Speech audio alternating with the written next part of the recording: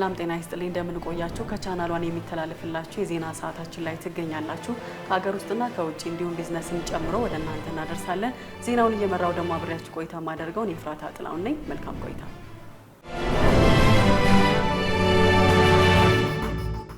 ኢትዮጵያ የዓለም ንግድ ድርጅትን ለመቀላቀል ለዓመታት ስታቀርብ የነበረው ጥያቄ ተቀባይነት ለማግኘት መቃረቡን የንግድና ቀጠናዊ ትስስር ሚኒስቴር አስታውቋል። የዓለም ንግድ ድርጅት ስድስተኛ የሥራ ቡድን ስብሰባውን በኔዘርላንድ ጄኔቫ ሳካሄድ በቆየበት መድረክ ተስፋ ሰጪ ምላሾች መገኘታቸው ተገልጿል። አማሩ ገብሩ ዝርዝር አለው። ኢትዮጵያ የዓለም ንግድ ድርጅት አባል ለመሆን ከ23 ዓመታት በላይ ድርድር ስታደርግ ቆይታለች። የንግድና ቀጠናዊ ትስስር ሚኒስቴር ዶክተር ካሳሁን ጎፌ ኢትዮጵያ በታዛቢነት በቆየችበት የዓለም ንግድ ድርጅት አባል ለመሆን ስድስተኛ ዙር የሥራ ላይ ቡድን ስብሰባ ላይ መድረሷን አስታውቀዋል። የዓለም የንግድ ድርጅት የዓለምን 95 በመቶ ሕዝብ የያዙ 166 ሀገራትን ያቀፈ ነው። ሀገራቱም 98 በመቶ የዓለምን ንግድ ስርዓት የሚያንቀሳቀሱ መሆናቸውን ተናግረዋል። የኢትዮጵያ የፍሬ ነገር ሪፖርት ወደ ሥራ ቡድን ረቂቅ ሪፖርት ማደጉን ያነሱት ሚኒስትሩ ሂደቱ ወሳኝ ምዕራፍ ላይ መድረሱን የሚያሳይ ስኬት መሆኑን ገልጸዋል። የዓለም ንግድ ድርጅት አባል ለመሆን የተጀመረው የሁለትዮሽ የባለብዙ ወገን ድርድር በትጋት ርብርብ ተጠናክሮ ይቀጥላል። ኢትዮጵያ የዓለም ንግድ ድርጅት ሕግጋትን ለአባልነት የሚያበቁ መስፈርቶችን ማሟላት የሚያስችሉ ተግባራትን ማከናወኗን ገልጸው የዳበረ ይዘትና የጊዜ ሰሌዳን ያካተተ የአባልነት ፍኖተ ካርታ ማዘጋጀቷን አስታውቀዋል። በስድስተኛው የሥራ ላይ ቡድን ስብሰባ ከ6 ሀገራት ጋር የገበያ ዕድል ድርድር በማድረግ ሙሉ በሙሉ ስምምነት ላይ ደርሰናል ብለዋል። ሰባተኛው የሥራ ላይ ቡድን ስብሰባ በጥር ወር 2018 ዓ.ም ከተካሄደ በኋላ በካሜሩን በሚካሄደው 14ኛው የዓለም የንግድ ድርጅት ስብሰባ አባል ለመሆን የሚያስችል ጥረት እየተደረገ መሆኑን ጠቅሷል ሲል የኢዜአ ዘገባ ያመላክታል። ኢትዮጵያና ጣሊያን የሽሬና የጎንደር ሆስፒታሎችን የጤና አጠባበቅ አገልግሎት ለማጠናከር የሚውል ነው የተባለለት የ4.1 ዩሮ ስምምነት ተፈራርመዋል። ስምምነቱን የገንዘብ ሚኒስትሩ አህመድ ሽዴና በኢትዮጵያ የጣሊያን አምባሳደር አጎስቲኖ ፓሌሲ ፈርመዋል። ስምምነቱ በተለይ በትግራይና በአማራ ክልሎች በግጭት ምክንያት ለተፈናቀሉ ዜጎች የሚሰጠውን የጤና አገልግሎት ለማሻሻል ይውላል ተብሏል። በተለይም ለወላድ እናቶች የጤና ክብካቤ ለማድረግ ህጻናት ህይወት አድን እንክብካቤ እንዲያገኙና ለተፈናቃዮች አስፈላጊውን የጤና አገልግሎት ለማዳረስ ያስችላል መባሉን የገንዘብ ሚኒስቴር መረጃ ያመለክታል። ኢንተርፖል ባወጣው አዲስ ሪፖርት ኢትዮጵያ በ2024 በሳይበር ጥቃቶች ከዓለም አቀፍ ደረጃ በላቀ ሁኔታ ኢላማ የተደረገች ሀገር መሆኗ ተገልጿል። ማሌት ደመላሽ ዝርዝር አላት። ተቋሙ ባወጣው አዲስ ጥናት መሰረት ኢትዮጵያ በሳይበር ጥቃቶች ከዓለም አቀፍ ደረጃ በላቀ ሁኔታ ኢላማ የተደረገች ሀገር መሆኗ ተገልጿል። ይህም ሀገሪቱ በምትከተለው ፈጣን የዲጂታል ለውጥ ወቅት የተጋረጡባትን ከፍተኛ የሳይበር ደህንነት ፈተናዎች አጉልቶ አሳይቷል። ጥናቱ እንደሚገልጸው የኢትዮጵያ ወሳኝ መሰረተ ልማቶች መንግስታዊ ተቋማትን፣ የፋይናንስ አገልግሎቶችንና ዋና ዋና የልማት ፕሮጀክቶችን ጨምሮ ተደጋጋሚና ውስብስብ የሳይበር ስጋቶች እየገጠሟቸው ነው። እነዚህ ጥቃቶች የሞባይል ባንኪንግ፣ የኢኮሜርስና የበይነ መረብ ህዝባዊ አገልግሎቶችን ፈጣን መስፋፋትን ተከትሎ የመጡ መሆናቸውም ተመላክቷል። የብሔራዊ መረጃና ደህንነት አባል ነኝ በማለት ሰዎችን በማስፈራራት እያገተ ገንዘብ ሲቀበል የነበረን ግለሰብ በቁጥጥር ስር ማዋሉን የአዲስ አበባ ፖሊስ ጠቅላይ መምሪያ አስታውቋል። ዝርዝሩን ሜሮን ወርቅነት አቀርበዋለች። ዳዊት ጥላሁን ወይንም ምንተስኖት ጥላሁን የተባለው ግለሰብ ሐሰተኛ የብሔራዊ መረጃና ደህንነት አገልግሎት መታወቂያ በመጠቀም የተቋሙ ሰራተኛ ነኝ በማለት ሰዎችን በማገትና በማስፈራራት ገንዘብ እንደሚቀበል ከህብረተሰቡ የመጣን ጥቆማ መነሻ በማድረግ የብሔራዊ መረጃና ደህንነት አገልግሎትና የአዲስ አበባ ፖሊስ ጠቅላይ መምሪያ በጥምረት ባደረጉት ክትትል ግለሰቡን መስከረም 16 ቀን 2018 ዓ.ም በቁጥጥር ስር እንዲውል አድርገዋል። ተጠርጣሪው ከሜክሲኮ ወደ ጋርመንት በታክሲ ተሳፍራ የምትሄድን የግል ተበዳይ ሳሮን ተስፋዬን ደህንነት ነኝ በማለት በማስፈራራትና በመደብደብ ጉዳት ያደረሰባት መሆኑን የግል ተበዳይ በማህበራዊ ሚዲያ ማሰራጨቷ ይታወቃል። ግለሰቡ በግል ተበዳይ ላይ ባደረሰው ጉዳት በህግ የሚጠየቅ መሆኑንም ፖሊስ አስታውቋል። ግለሰቡ በቁጥጥር ስር በዋለበት ወቅት ሐሰተኛ የብሔራዊ መረጃና ደህንነት አገልግሎት መታወቂያ እንደተገኘበትም ፖሊስ አስታውቋል። በግለሰቡ በተመሳሳይ የወንጀል ድርጊት የተፈጸመበት ግለሰብና ስለ ግለሰቡ ማንኛውም መረጃ ያለው ሰው ለአዲስ አበባ ፖሊስ ጠቅላይ መምሪያ መረጃ በመስጠት ትብብር እንዲያደርግና የጸጥታ አካላትና አባል ነን በማለት የሚያስፈራሩና ተጽዕኖ የሚያሳድሩ ግለሰቦች ሲያጋጥሙት በወቅቱ ለፖሊስ እንዲያሳውቁ መልእክት ተላልፏል። በጋምቤላ የሚገኘው የአኝዋ ደን በዩኔስኮ የዓለም ስነ ምህዳር ዝርዝር ውስጥ ተካቷል። በ6 የአፍሪካ ሀገራት የሚገኙ 7 አዳዲስ ስፍራዎች በዩኔስኮ የዓለም ስነ ምህዳር ዝርዝር ውስጥ ሲካተቱ ኢትዮጵያ አንዷ ሆናለች። ሜሮን ወርቅነህ ዝርዝር አላት። ዩኔስኮ በ5ኛው የዓለም ጥብቅ ደን ጉባኤ ላይ 7 አዳዲስ የአፍሪካ ጥብቅ ስፍራዎችን መዝግቧል። ከነዚህም ውስጥ በኢትዮጵያ ጋምቤላ የሚገኘው የአኝዋ ጥብቅ ደን አንዱ ሆኖ መመዝገቡ ታውቋል። አንጎላ፣ ጅቡቲና ኢኳቶሪያል ጊኒ የተፈጥሮ አካባቢያቸው በዚህ ፕሮግራም ስር ለመጀመሪያ ጊዜ እውቅናን አግኝቷል። እነዚህ 7 አዳዲስ የአፍሪካ ጥብቅ ስፍራዎች በአምስተኛው የዓለም ጥብቅ ደን ጉባኤ ላይ ወደ ዝርዝር ከተካተቱት በ21 ሀገራት ከሚገኙት 26 ስነ ምህዳሮች መካከል ናቸው ብሏል ዩኔስኮ። የዓለም ጥብቅ ደን መረብ አሁን ላይ በ142 ሀገራት ውስጥ የሚገኙ 785 ቦታዎችን ያካተተ ሲሆን ከ8 ሚሊዮን ስኩዌር ኪሎ ሜትር በላይ ወይንም 5% የሚሆነውን የምድር ስፋት ይሸፍናል ሲል ስፑትኒክ ዘግቧል። በሰው ልጆች ከሚጠበቁት ግኝቶች መካከል ቀዳሚ የሆነው ካንሰርን ያድናል የተባለውን ክትባት ሩሲያ ለመጀመሪያ ጊዜ አስታውቃለች። ሩሲያ በመጀመሪያዎቹ ክሊኒካዊ ሙከራዎች 100% ስኬትን ባሳየው የኢንትሮኖሚክስ የካንሰር ክትባት ትልቅ የሆነ የሕክምና ስኬት አሳይታለች።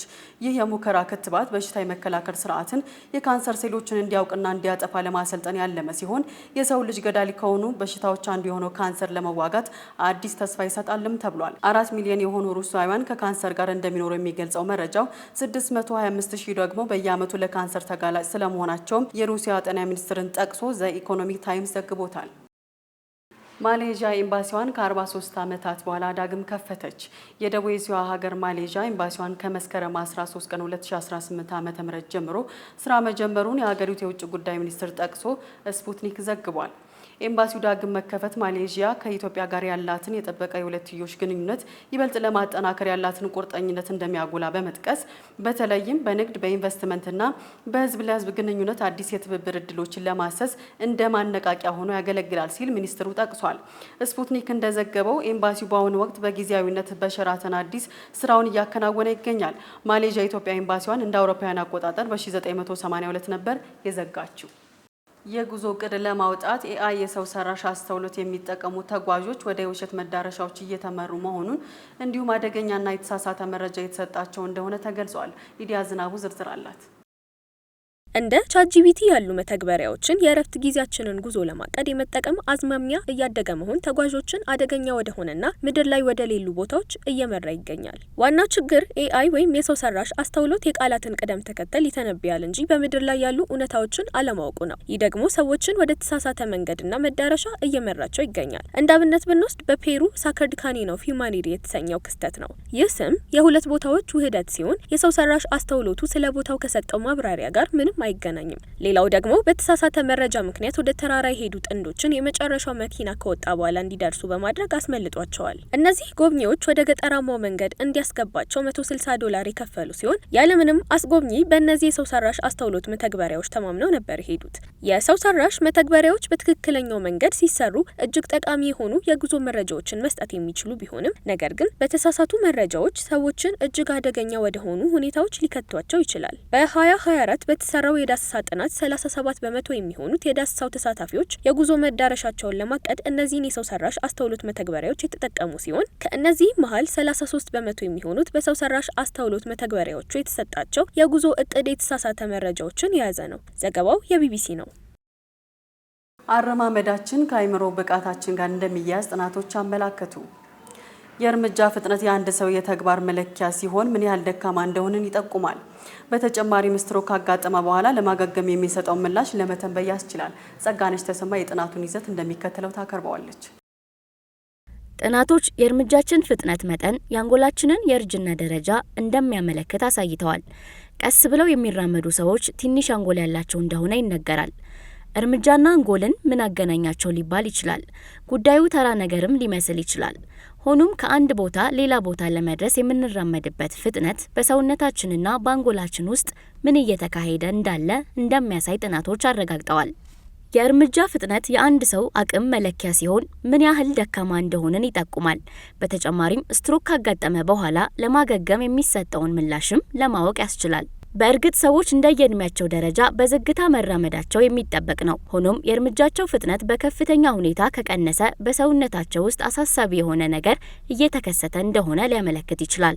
በሃርቫርድ የሕክምና ትምህርት ቤት ፕሮፌሰር የሆኑት ክርስቲያና ዲል ኮንራድ እንደሚሉት የአንድ ሰው የተለመደ የእርምጃ ፍጥነት ከቀነሰ ብዙ ጊዜ አሳሳቢ ከሆነ የጤና መናጋት ጋር ይያያዛል። እንቅስቃሴ በካንሰር ሕክምና ላይ በሚኖረው ውጤት ጥናት ያካሄዱት ዲል ኮንራድ ከተለመደው በተለየ የእርምጃ ፍጥነት መቀነስ ስር የሰደደ በሽታ ምልክት ሊሆን ይችላል ብለዋል። ጥናቶች እንደሚያመለክቱት የአዋቂዎች የእርምጃ ፍጥነት በህይወት የሚቆዩበትን የእድሜ ጣሪያቸውን ለማወቅ ይረዳል። የፒትስበርግ ዩኒቨርሲቲ ተመራማሪዎች እድሜያቸው 65 እና ከዚያ በላይ የሆኑ ከ34000 በላይ የተለያዩ የህብረተሰብ ክፍሎች የተሳተፉባቸው 9 ጥናቶች አንድ ላይ በማሰባሰብ ጥናት አካሂደዋል። ተመራማሪዎቹ በዚህ ጥናታቸው የእርምጃ ፍጥነት በከፍተኛ ሁኔታ መቀነስ በህይወት ከመቆያ እድሜ ጋር እጅጉን እንደሚገናኝ አመልክተዋል ሲል ቢቢሲ ዘግቧል። ሚሊዮኖች ያለ ራት ወደ አልጋቸው የሚያመሩ ሰዎች ያሉባት አፍሪካ ከፍተኛ ምግብ ታባክናለች። የመጀመሪያውን ድርሻ ደግሞ ናይጄሪያ ትወስዳለች። ለሲጂቲኤን ዘገባ አማሩ ገብሩ። ሚሊዮኖች ያለ ራት ወደ አልጋቸው የሚያመሩ ሰዎች ያሉባት አፍሪካ ከ30 እስከ 50 በመቶ የሚሆን ምግብ ታባክናለች። ይህም በአማካይ ከዓለም አቀፍ ደረጃ ከሚባክነው የበለጠ ነው ተብሏል። አፍሪካን በተለይም ከሰሃራ በታች ባሉ ሀገሮች ላይ ትኩረቱን ያደረገው የቻይናው ሲጂቲኤን ዘገባ እንደሚያመላክተው ናይጄሪያ ከአፍሪካ ብዙ ምግብ ታባክናለች ብሏታል። በዝቅተኛ መሰረተ ልማት ምክንያትና ከአያያዝ ጋር በተያያዘ 37 በመቶ ያህሉ ከመኸር አዝመራ በኋላ ይባክናል የሚለው ዘገባው ይህ ብክነት የአርሶ አደሮችን ገቢ ይቀንሳል፣ የምግብ ዋስትናን ይጎዳል፣ በዓለም ኢኮኖሚ ላይ አሉታዊ ተጽዕኖ ያሳርፋል ይላል። ከሰሃራ በታች ባሉ ሀገራት የሚደርሰው የምግብ ብክነት በየዓመቱ $4 ሚሊዮን የሚደርስ የዓለም ምግብና ግብርና ድርጅት ፋኦ ጥናት ያሳያል። ዓለም አቀፉ የምግብ ብክነትና ግንዛቤ ቀንን አስመልክቶ ያወጣው የድርጅቱ ሪፖርት የአፍሪካ ሀገራት የምግብ ብክነትን ለመቀነስ የግል ኢንቨስትመንቶቻቸውን ማበረታታት አለባቸው ይላል። የዓለም አቀፍ የምግብና ግብርና ድርጅት ረዳት ዳይሬክተር የአፍሪካ ተወካይ አበበ ኃይለ ገብርኤል እንዳሉት የኮቪድ-19 ወረርሽኝ ፈተና የምግብ ስርዓቱን ብቁና ዘላቂ በሆነ መንገድ መቀየር እንዳለበት አሳይቶናል ብለዋል። የተባበሩት መንግስታት የልማት ፕሮግራም ድርጅት ናይጄሪያ ከአፍሪካ በምግብ አባካኝነት ቀዳሚ ያደርጋታል። በነፍስ ወከፍ 187 ኪሎ ግራም በአጠቃላይ ደግሞ 37.9 ሚሊዮን ቶን ምግብ በአንድ ዓመት ብቻ ታባክናለች። ደቡብ አፍሪካ ደግሞ 10.3 ሚሊዮን ቶን ታባክናለች ይላል። በተባበሩት መንግስታት ሪፖርት መሰረት በ2024 ከፍተኛ ምግብ ያባክናሉ ካላቸው 10 የአፍሪካ ሀገራት መካከል ታንዛኒያ ቀዳሚ ስትሆን ኡጋንዳና ትንሿ ሲሸልስ ይከተላሉ ይላል። የቻይና ቴክኖሎጂ የፈጠረው አቅም የባህር ውስጥ ነዳጅና የተፈጥሮ ጋዝን እንድታወጣ ረድቷታል ተብሏል። ሀገሪቷ ባህር ውስጥ የዘረጋችው የነዳጅና የጋዝ ማስተላለፊያ የቧንቧ መስመር አጠቃላይ ርዝመቱ 10,000 ኪሎ ሜትር ማለፉን አስታውቋል። የባህር ጨውና የተለያዩ ኬሚካሎች ተቋቁሞ ለዓመታት የሚቆየው ይህ ግዙፍ የቧንቧ መስመር ለማምረትና ለመዘርጋት ዘመናዊ ቴክኖሎጂ ወሳኝ ድርሻ እንዳላቸው ተጠቁሟል። ቻይና ባለፉት 5 ዓመታት ባህር ውስጥ የዘረጋቻቸው የነዳጅና የጋዝ ማስተላለፊያ ቧንቧዎች ከ2 ኢንች እስከ 48 ኢንች የሚደርስ ስፋት እንዳላቸው የሲጂቲኤን ዘገባ ያመላክታል። ለመጀመሪያ ጊዜ በቴሌቪዥን የታየ ሰው ማን ነው? እንዴትስ ነበረ? ቴሌቪዥን ለመጀመሪያ ጊዜ ተንቀሳቃሽ ምስል እንዲኖረው አድርጎ የሰራው ስኮትላንዳዊ ጆን ሎጊበርግ ነው። ታዲያ ይህ ስኮትላንዳዊ ግለሰብ ተንቀሳቃሹን ምስል ሲሰራ ሁኔታው እንዴት ነበረ? ለመጀመሪያ ጊዜስ በቴሌቪዥን ሲታይ የነበረው ግለሰብ ማን ነበር? ሄሮዳዊት ንጉሴ ተጨማሪ አላት። አሁን ላይ ብዙዎች ይታዩበታል። ስለዚህም ብርቅ አይደለም። ነገር ግን በቀደመው ታሪክ ውስጥ አይደለም መታየት ጽንሰ ሀሳቡ ብርቅ በነበረበት ዘመን ለመጀመሪያ ጊዜ በቴሌቪዥን መስኮት የታየው ግለሰብ ማን ነበረ? ከዛሬ 100 ዓመት በፊት ስኮትላንዳዊው ተመራማሪ ጆን ሎጊቤርድ በለንደን ባለችው ቤተ ሙከራ ውስጥ አስቀድሞ በሌሎች ተመራማሪዎች በሀሳብ ደረጃ ተፈልስፋ ስለነበረችው ቴሌቪዥን ይመራመር ጀመር። ታዲያ የተቦረቦረ ዲስክና ሙቀት ያለው አምፖል በመጠቀም በቴሌቪዥን መስኮት ውስጥ እንቅስቃሴዎችን ስለመፍጠር ሲመራመር በአሻንጉሊት ሙከራ ያደርግ ነበር። ይህንን ሙከራው በሰዎች ላይ እውን ለማድረግ በሚመራመርበት ህንጻ ቢሮ ውስጥ ይሰራ የነበረውን ዊሊያም ታይቶንን ለሚሰራው የቴሌቪዥን ምስል እይታ ማረጋገጫ መሞከሪያ የሆነው ዘንድ እንዲተባበረው ይጠይቀዋል። ሰውየውም በመስማማቱ ምክንያት በዓለም ታሪክ በቴሌቪዥን መስኮት ለመጀመሪያ ጊዜ የታየ ሰው ለመሆን በቅቷል። ታዲያ ይህ በዊሊያም ታይቶን የመጀመሪያ መታያነትና በጆን ሎጊቤርድ ምርምር በተቦረቦረ ዲስክ የተሰራው የሜካኒካል ቴሌቪዥን ተንቀሳቃሽ ምስል ጥራቱ ብዥ ያለ፣ ቀለሙ ጥቁርና ነጭ፣ የእንቅስቃሴ ፍጥነቱም ዝቅተኛ የነበረ ቢሆንም አሁን ለምንጠቀምበትና ብዙዎች እንዲታዩበት ምክንያት ለሆነው የኤሌክትሪክ ቴሌቪዥን ግን የራሱን ሰፊ አስተዋጽኦ አድርጎ ያለፈ ነው። ዘገባው የቢቢሲ ነው። የልብ ድካም ወይም ስትሮክ ሌላ የልብ የደም ስር ህመሞች ከመከሰታቸው የማስጠንቀቂያ ምልክቶች እንደሚያሳዩ አዲስ የወጣ ጥናት አመላክቷል። ሄሮዳዊት ንጉሴ የጥናቱን ዝርዝር እንደሚከተለው ታቀርበዋለች። ከ600 ሺህ በላይ በደቡብ ኮሪያና ወደ 1000 የሚጠጉ በአሜሪካ ያሉ ከልብ ጋር የተያያዙ ችግሮች ከተጠኑ በኋላ 99 በመቶ የሚሆኑት የልብና ተያያዥ ህመሞች ከመከሰታቸው በፊት የሚያሳዩቸው ማንቂያ ምልክቶች እንዳሉ የአሜሪካ ኮሌጅ ኦፍ ካርዲዮሎጂ ባወጣው ጥናት አሳውቋል። ዶክተሮች እንደ ስትሮክና መሰል ከልብ ጋር ተያያዥ የሆኑ ህመሞችን ከታካሚዎቻቸው ላይ ሲያገኙ ቀድመው የሚያረጋግጡት ነገር ቢኖር ታካሚው እንደ ስኳር ህመም፣ ደም ግፊት፣ የኮሌስትሮል መጨመር እንዲሁም ባለፈ ህይወቱ ያጨስ እንደነበር ነው። ይህም እነዚህ ህመሞች ለልብና ተያያዥ ችግሮች ማንቂያ ምልክት ሆነው እንደቆዩ ማሳያ ነው። በጥናቱ መሰረት ልብና ልብ ነክ ህመሞች ከመከሰታቸው በፊት የሚያሳዩትን የህመም ምልክቶች ሰዎች ቢያስተውሉና እንደ ስኳር፣ ደም ግፊት፣ ኮሌስትሮልና ማጨስ ያሉ የህመሙ መንስኤዎችን አመጋገብን በማስተካከልና የአካል ብቃት እንቅስቃሴዎችን በማድረግ ጤናማ የአኗኗር ዘይቤዎች ላይ ቢያተኩሩ ህመሙን የመቀነስ እድላቸው ከፍተኛ ይሆናል ተብሏል። ዘገባው የሲኤንኤን ነው። የማዕድን አልሚዎችን የነዳጅ እጥረት ለመቅረፍ በቀጥታ ነዳጅ እንዲያገኙ ለማድረግ እየተሰራ እንደሚገኝ የማዕድን ሚኒስቴር አስታውቋል። ለእነዚህና ለሌሎች የቢዝነስ ዘገባዎች ማህሌት ደመላሽ እንደሚከተለው ታቀርበዋለች። ይህ አዲስ አሰራር በተለይ ልዩ አነስተኛ ማዕድን አልሚዎችን ያለባቸውን ችግር ለመቅረፍ ታስቦ የተዘጋጀ ነው ተብሏል። የማዕድን ሚኒስቴር እንደገለጸው በ2017 በጀት ዓመት ከፍተኛ የማዕድን ምርት የተገኘው ከነዚህ አነስተኛ አልሚዎች ነው። ይህን ውጤት ለማበረታታትና የምርት መጠኑን ለማሳደግ በተያዘው ዓመት አልሚዎቹ ያለባቸውን የነዳጅ እጥረት የሚቀርፍ ቀጥተኛ የነዳጅ አቅርቦት አሰራር ይዘረጋል ተብሏል። ኢትዮጵያ ፕሬስ ድርጅት እንደዘገበው ይህ አሰራር ከሚመለከታቸው አካላት ጋር በመተባበር እየተሰራበት ነው። የዚህ አሰራር ውጤት በከፍተኛ የውጭ ምንዛሬ የሚገቡ ማዕድናት በሀገር ውስጥ ምርት እንዲተኩ በማድረግ የውጭ ምንዛሬ ማዳን እንደሚቻል ተጠቁሟል። የኢትዮጵያ የተቀማጭ ገንዘብ መድን ፈንድ 1.4 ሚሊዮን ብር ክፍያ መፈጸሙ ሌላኛው የቢዝነስ መረጃችን ነው። ከኢትዮጵያ ተቀማጭ ገንዘብ መድን ፈንድ የተገኘው መረጃ እንደሚያመላክተው በብሔራዊ ባንክ ፍቃድ አግኝተው ከሚንቀሳቀሱ ተቋማት አንዱ የነበረው ዋን ማይክሮ ፋይናንስ በብሔራዊ ባንክ ውሳኔ መዘጋቱን ተከትሎ በተቋም ውስጥ ተቀማጭ ገንዘብ ያላቸው ደንበኞች በፈንዱ ሕግ መሰረት ሊያገኙ የሚገባቸውን የዋስትና ገንዘብ ከፈንዱ ወጪ በማድረግ የክፍያ አገልግሎቱን በውክልና ለሚፈጽመው ኦሞ ባንክ ገቢ አድርጓል። እንደ ሪፖርተር ዘገባ ዋን ማይክሮ ፋይናንስ ተቋም ውስጥ ገንዘብ የቆጠቡ ደንበኞች 1500 የሚሆኑት ናቸው። እነዚህ ደንበኞች በጥቅል በተቋሙ ቆጥበው የነበሩት የገንዘብ መጠን ደግሞ ወደ 1.4 ሚሊዮን ብር እንደሚደርስ ታውቋል ብሏል። ሌላኛው የቢዝነስ መረጃችን የገንዘብ ሚኒስቴርን ይመለከታል። በተያዘው በጀት ዓመት 21.3 ቢሊዮን ዶላር ዋጋ ያለው ሸቀጥ ከውጭ እንደሚገባ የገንዘብ ሚኒስቴር ተነበየ። ይህም ከ2017 በጀት ዓመት አንጻር የ11 በመቶ ጭማሪ የሚኖረው ነው ተብሏል። የውጭ ምንዛሬ ግብይት ነጻ መሆኑን ተከትሎ የውጭ ምንዛሬ ግኝቱ እንዲሁም ለገቢ ዕቃ የሚቀርበው የውጭ ምንዛሬ ከቀደመው ጊዜ መሻሻል እንደታየበት ተገልጿል። የመጨረሻው የቢዝነስ መረጃችን አሊኮ ዳንጎቴን ይመለከታል። የአፍሪካ ባለጸጋው አሊኮ ዳንጎቴ ሀብት በጥቂት ሳምንታት ውስጥ ከቀነሰ በኋላ በ29 ቢሊዮን ዶላር ከፍ ማለቱን ብሉምበርግ ቢሊዮነሮች መረጃ ጠቋሚ አስታውቋል። የዳንጎቴ ሀብት መመለስ ዋናው ምክንያት ዳንጎቴ ሲሚንቶ ሲሆን የ2025 ጥናት ላይ የ1.35 ቢሊዮን ዶላር ገቢ ማግኘቱ ሪፖርት አድርጓል። ዳንጎቴ አብዛኛው ሀብታቸው የሚገኘው በግል ኩባንያዎቹ ሲሆን የዘይት ማጣሪያ ፋብሪካ 18.6 ቢሊዮን ዶላር፣ የማዳበሪያ ማምረቻው ደግሞ 3.02 ቢሊዮን ዶላር ይገመታል ተብሏል። ስትከታተሉ የቆያችሁት የቻናል ዋን የዜና ሰዓታችንን ነበረ። ዜናውን እየመራው አብሬያችሁ ቆይታ ያደረኩት እኔ ፍራታ ጥላሁን ነበርኩኝ። ሌሎች የቻናል ፕሮግራሞች ይቀጥላሉ። መልካም ጊዜ።